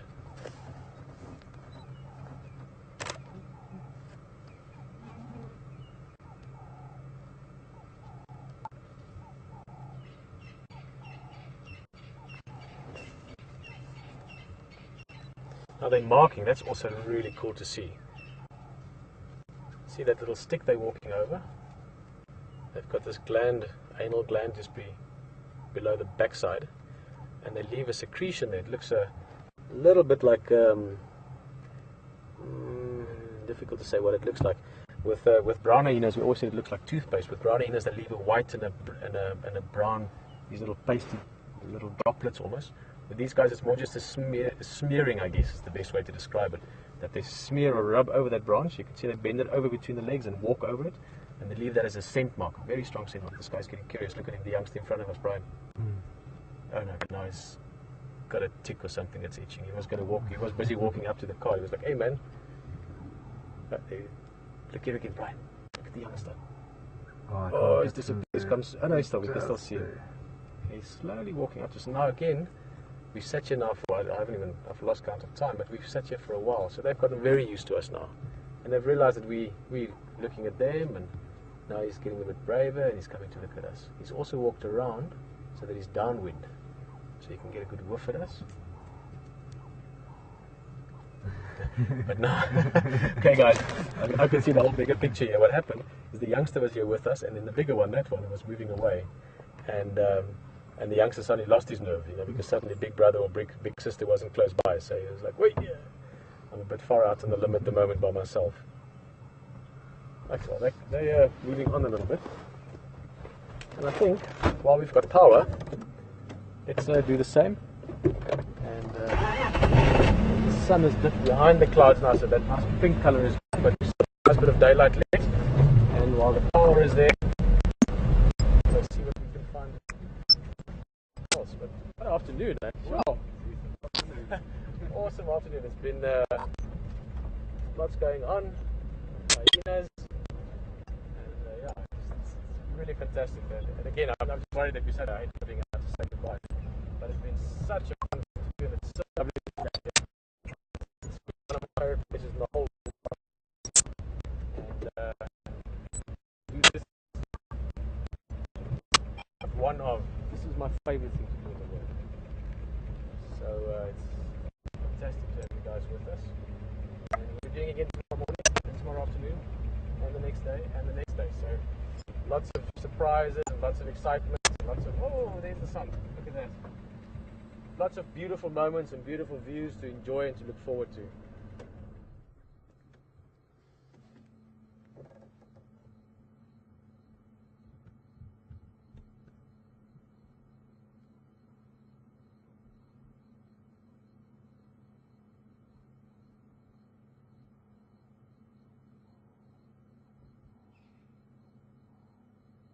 all the beautiful sounds of the sort of late afternoon, early evening bush as well. You can hear a dove calling in the background, Franklin.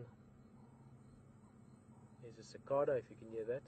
That sort of high pitch buzzing.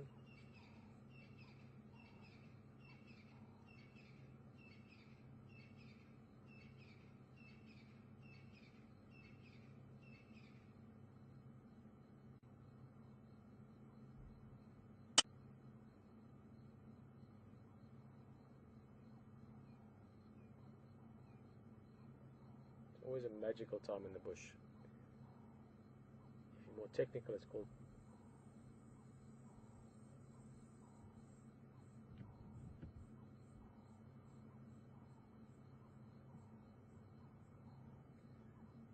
just the last question about the hyenas there. Ruth from Newport, Texas. Newport, I think, if I heard it right.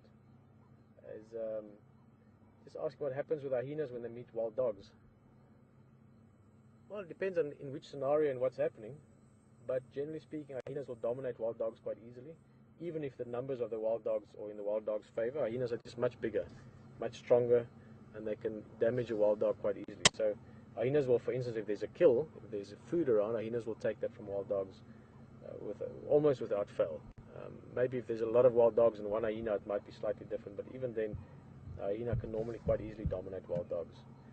Well, the sun's busy setting, and this is also the time when the bush changes a little bit. It goes from the daylight when all your diurnal animals are very active, and there's a change over towards your nocturnal animals. And this is the time that they call crepuscular time. This is around sunset and around sunrise.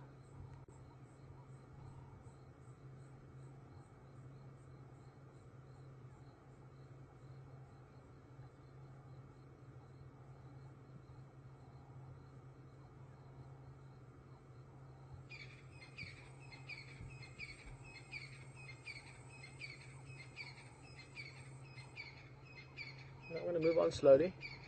Crepuscular time means new things are coming out. Your nocturnal animals, leopard, lion, hyena that we've been watching, these are all the guys that get active now. So who knows, maybe we find something, and maybe we also spend a bit of time with HT again on the other vehicle. Let's just see what the evening brings, because when it's live in the bush, you never know what's going to happen next.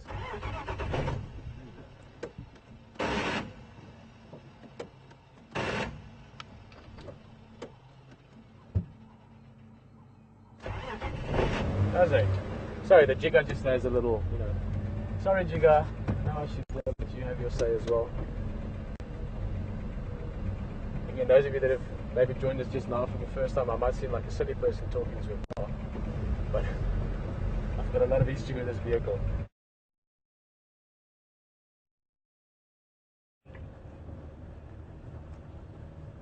So I'm still having a look around for these elephants. I've done a big circle. I wanted to let them pass and just go to what I thought they were doing, was going down to a water point just down over the way here, but I seem to have lost them. It always amuses me, something so massive can be so hard to find sometimes.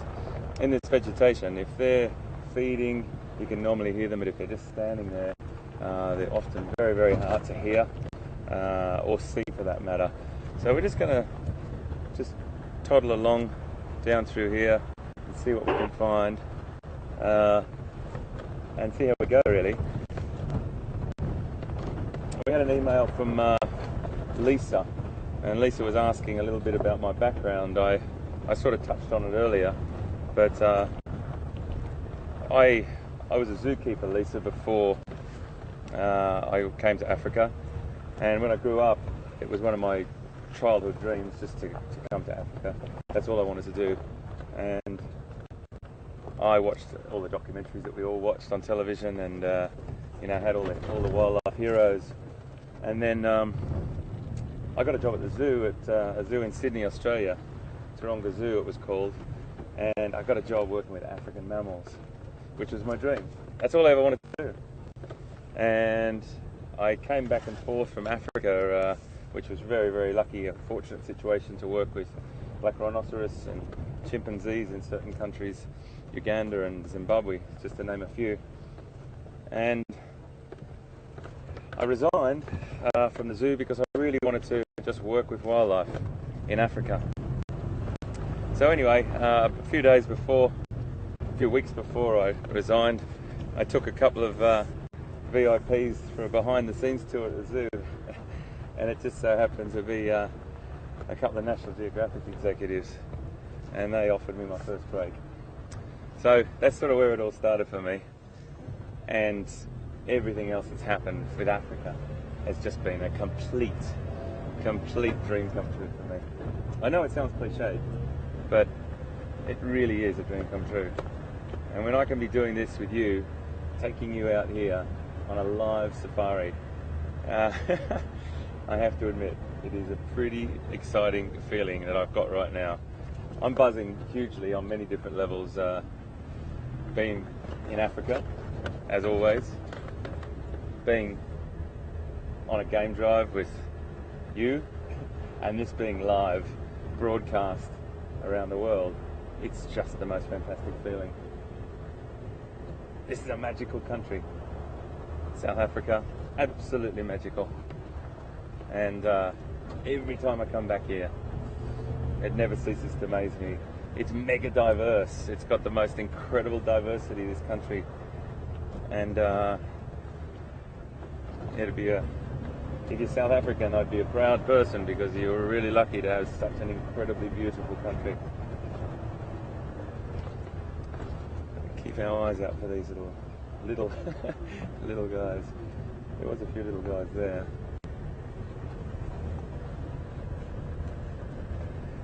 Temperatures dropped considerably.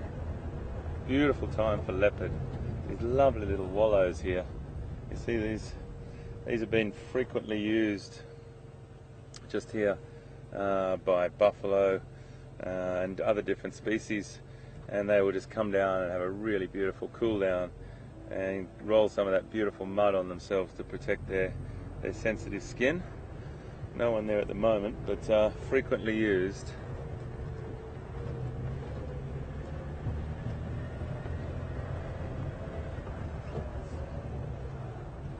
I'm just going to head down this way, because I went down here this afternoon. There's a couple of other little water points down here. There's some beautiful country, really lovely sort of little thickets, and it's when you come to Africa and you've been here coming and working for a while, you get this sort of idea in your head that there's certain little spots, certain little environments, certain little sort of habitats that look perfect for leopard, and you always wish and hope that you see a leopard there. And it just did look really beautiful down here before.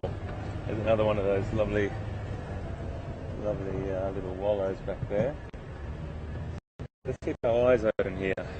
So Lisa, I hope that answered your question, a bit about my background, and there's many other stories that I'm sure will come over the next 6 weeks, but the most important thing is you guys are all right here and coming to you live.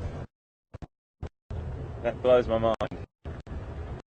When I was growing up as a child, I never thought that this sort of thing is possible. It's just the most thing to be able to do.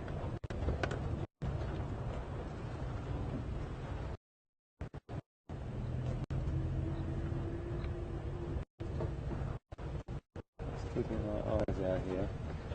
I might say it again. Yeah, I might say what's around the next corner.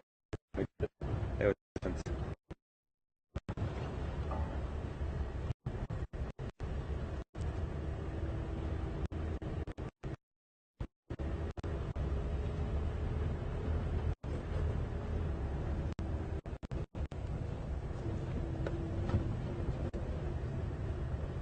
A lot of the leopard also use the roads to make their way from place to place, so you do pick up some great tracks on the roads.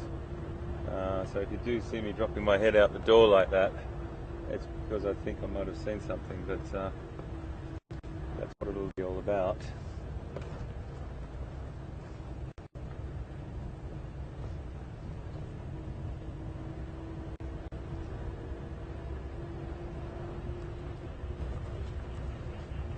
going very slowly through here.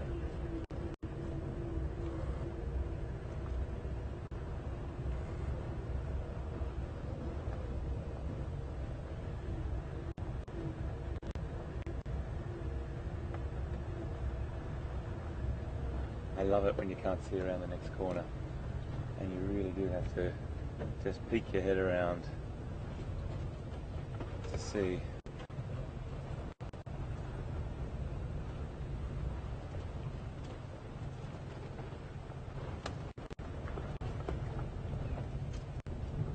And there's loads of opportunities to get in contact with us as well. You can send us an email on questions@wildearth.tv, and that's always a great way to communicate, and we can try and get to as many as we can in our time here.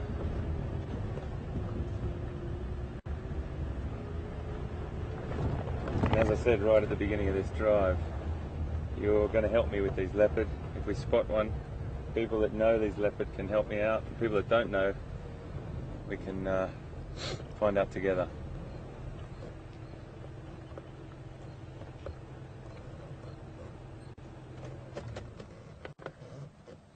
I just want to stop here because this antelope in front of us, you know, it is a very, very commonly seen antelope. It's an impala ram, it's an impala male, and I think when you come to Africa, you see the first one and you take loads and loads of photos of it, and then as you see more and more of them, you start to drive past them a little bit.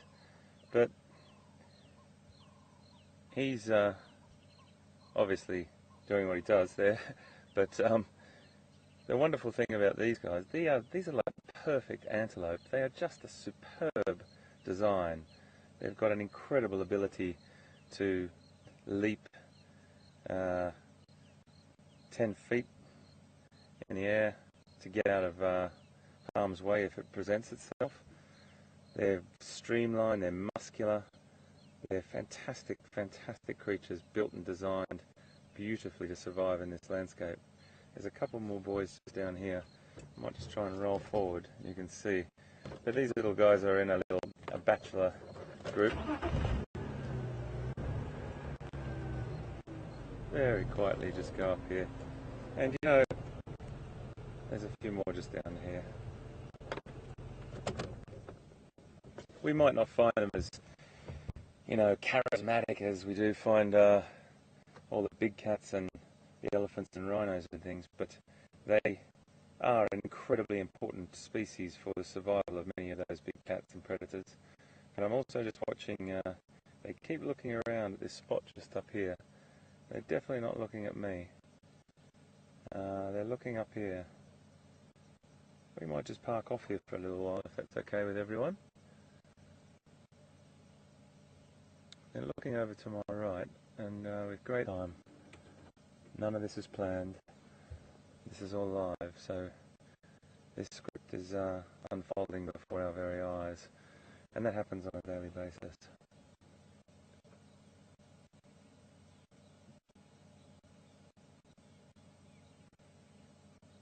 We'll give it a few minutes and we'll see if they might think they see something, and it might not be anything, and when they'll walk off possibly. I'm just going to have a look through my binoculars here and see if we can see anything. Up a bit closer.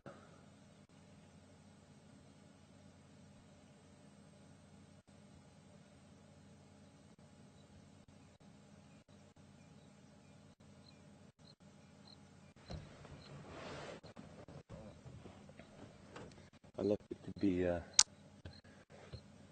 could be just over in that grass, maybe, you know, 50 feet away, maybe about, you know, 15 or 20 meters away there, and we'd hardly see it if it was lying down. Beautifully camouflaged. They're definitely keen, interested in something up there. And this is what's the exciting thing. The exciting thing is, I don't know, they don't know. It could be anything.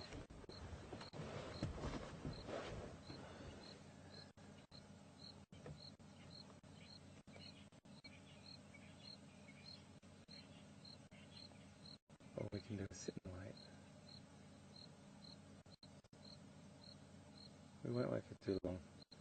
Just have a little bit of a scan. I will just roll down a little bit in a second, just to see if we can get another angle on things, because I'm a bit blocked by vegetation through here. So I'm just going to start the vehicle again gently, and the Impala may move back a little bit. If they do, I'll probably just turn and focus on that again, but this one male's just turned off actually, so I think we're going to move on. They're all starting to move off now. I don't think it's danger. It might have been, but we'll just have one last look.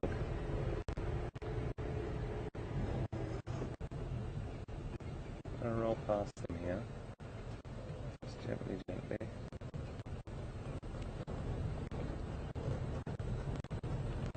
So they scooted back.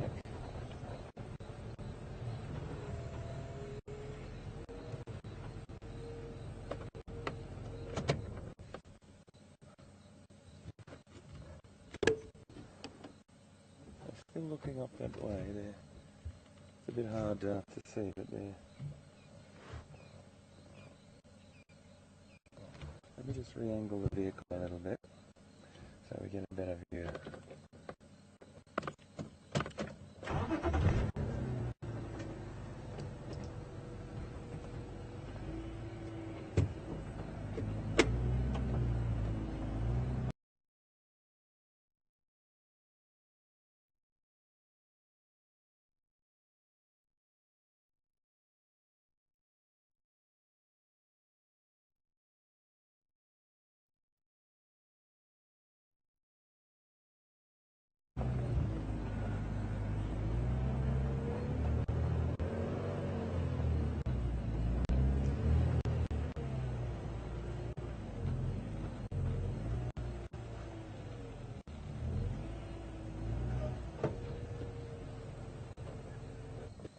Boys over there, still looking up there from across.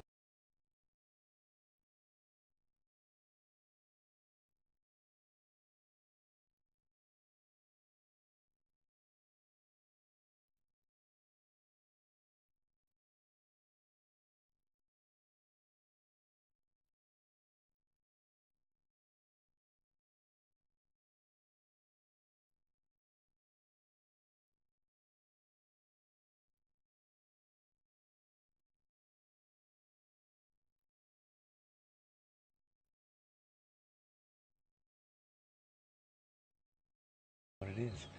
There's something about leopard. It's really hard to put it into words, but there's this extremely charismatic cat. It's not quite as bold and as bolshy as lions, even though I love lions.